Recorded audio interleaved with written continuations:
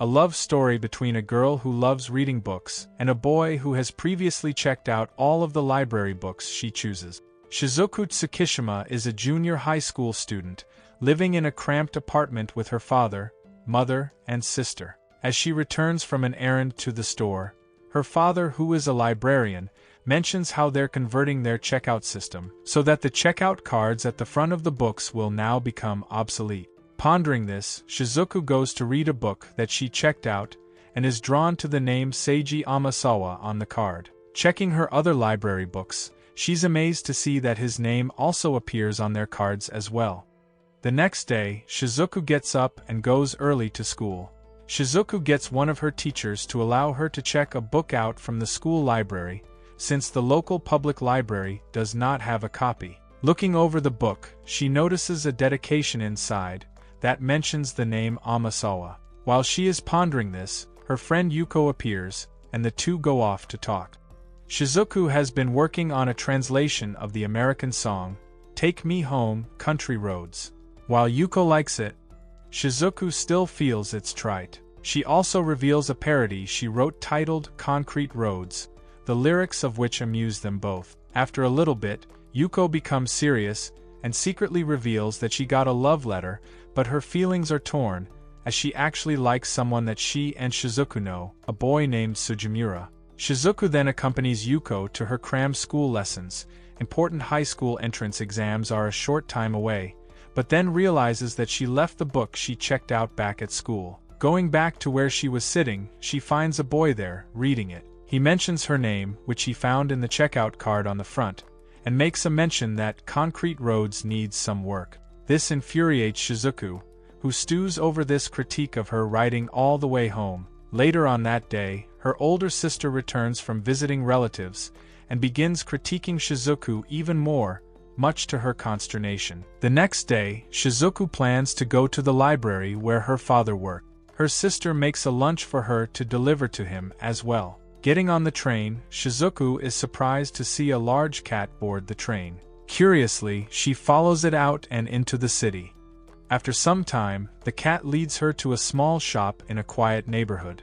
Entering the shop, she is greeted by its owner, an old man named Shiro Nishi. Seeing her admiring a statue of a humanized cat in a suit, he then shows her a grandfather clock he has been restoring.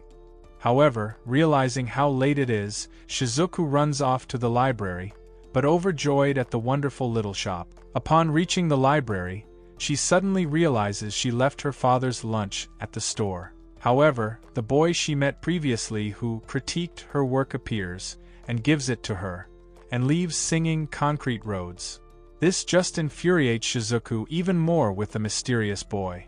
After some time, school finally starts up for Shizuku. During a break period while talking with Yuko, Sujimura appears, and Shizuku, knowing of Yuko's crush, hints that the two should study together. Yuko grows upset and drags Shizuku away, chastising her friend for her playful help. Still curious about the dedication in the book she checked out, Shizuku goes to the teacher's lounge, where someone informs her that a Mr. Amasawa donated it, and that he also has a son who goes to the school. While heading to lunch, she and Yuko pass by the boy again, who passes without a word. For some reason, this seems to upset Shizuku. At lunch, Yuko regales two of their classmates and a teacher with this news, and the girls tease Shizuku that springtime has finally come for her. Shizuku vehemently denies any feelings for the boy, and holds back showing the latest work on her translation of Take Me Home, Country Roads unless the girls apologize. Doing so, they read the new translation and admit to really liking the newly translated lyric. On her way home from school, Shizuku stops by the little shop, only to find it closed. Later that night, she gets a call from Yuko, whom she meets at a nearby park. Yuko is in tears after she met with Sujimura, who was relaying a message from another boy about asking her out. The fact that it was Sujimura who made this request upsets her so much that she decides not to go to school the next day. The next day at school, Sujimura meets up with Shizuku, and they discuss what happened. Sujimura is not sure what he did to make Yuko run off and cry. Shizuku chastises him for not understanding that Yuko has feelings for him. The surprise on Sugimura's face is soon reflected in Shizuku's, when he reveals that he actually likes her. Shizuku rejects this idea, saying she just wants to be friends with him. Later on that evening, Shizuku sobs about how dense she is about love as well. Later on, she gets on the train and goes back to the little shop. Still closed, she notices the cat, who sits down next to her. She begins to talk to it to get her mind off things. As she does so, the boy she saw the other day appears, and begins to have a conversation with her. He notes to her that he knows the cat and calls him Moon, because he looks like a full moon.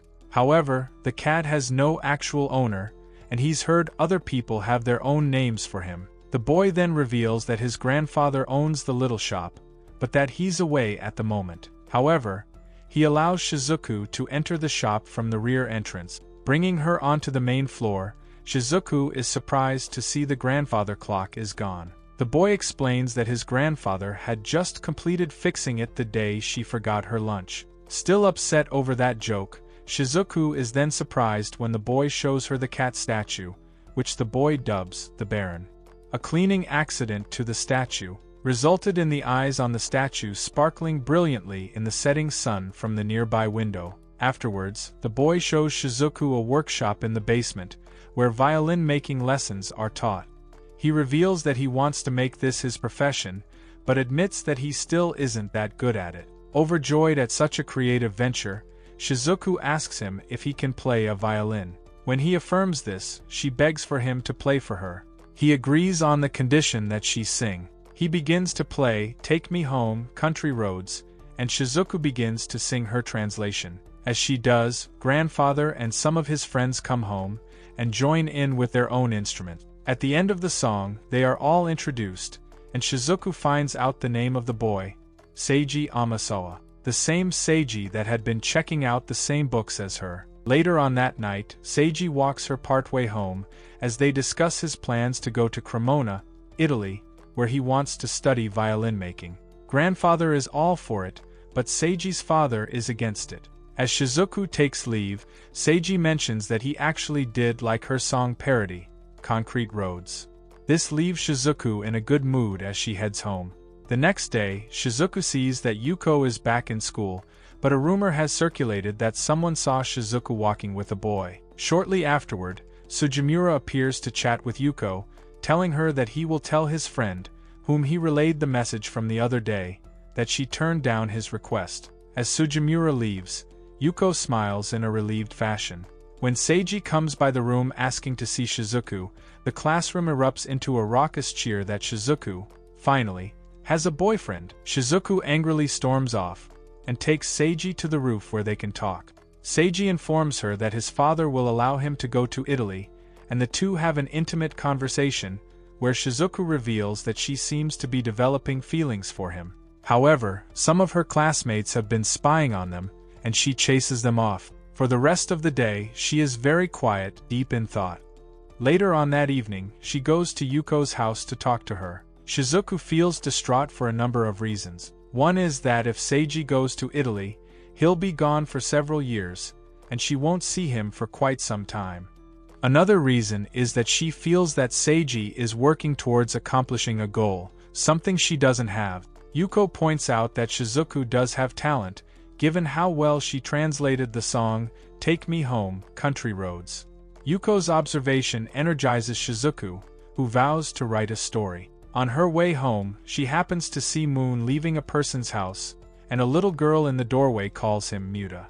Shizuku then begins to write her story, and consults with Seiji's grandfather, who applauds her determination.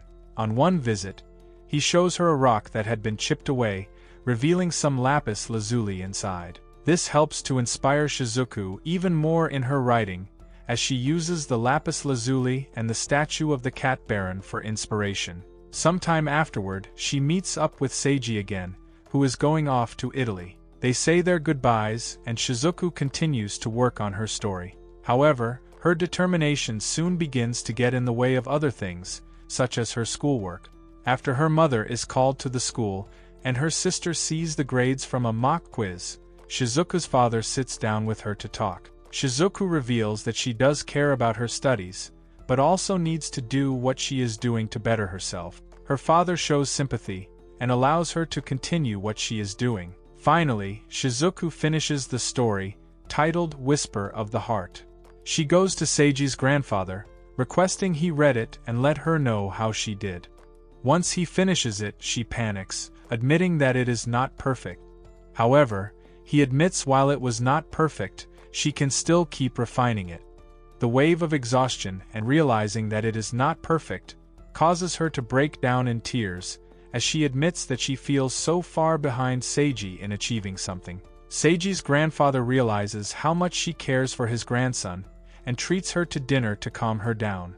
After dinner, Seiji's grandfather tells Shizuku that her story had some interesting points, notably that the Baron had a wife. In real life, the Cat Baron statue did have a partner. He had found the two statues while living in Europe, but the Baron's wife was being fixed at the time. It was then that Seiji's grandfather decided that he would take the Baron's statue, and his girlfriend would join him later, bringing the Baron's wife. However, this was during the war, and he never saw her or the Baron's wife again. Before Shizuku leaves, she is given the chipped rock with the lapis lazuli center as a gift. Very early the next morning, Shizuku awakes to find Seiji waiting outside. She rushes down to see him, and gets on his bicycle, as he pedals her towards a hidden place. When they arrive on a hillside, they are just in time to see the sun rise over the hills. It is then that Seiji reveals his true feelings, and that he is willing to wait for Shizuku, if she will wait for him. She agrees, and he embraces her, declaring his love for her.